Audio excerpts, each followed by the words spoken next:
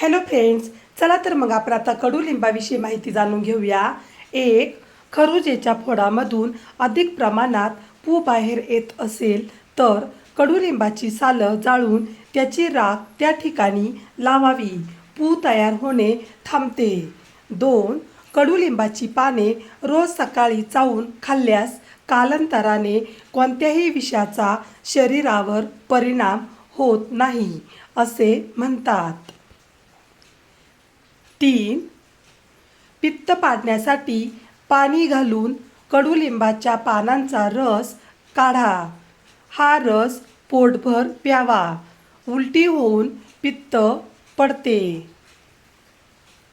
4, गरमीवर कडुलिंबाच्या पानांचा रस खडीसाखर टाकून सकाळ ते संध्याकाळ घ्यावा. कसलीही गरमी असली तरी 7 दिवसात बरी होते. 5, खरजेवर कडुलिंबाच्या बिया वाटून लावल्याने खरूज बरी होते. 6, कडुलिंबाच्या बिया वाटून डोक्याला लावल्यावर उवा मरतात. 7, कावीळ रोगावर कडुलिंबाच्या आंतरसालीचा कपभर रस काढून त्यात मध व थोडे सुंठीचे चूर्ण घालून द्यावे.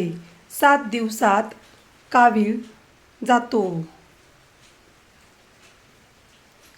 8, मूळव्याध, कृमी व प्रमेह यांवर कडुलिंबाची कोवळी फळे खावी.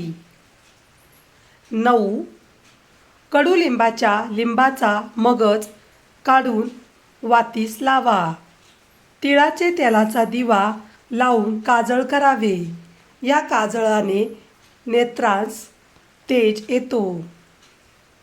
10, पापण्यांचे केस गळत असल्यास कडुलिंबाची पाने चुरून पापण्यास चोळावी.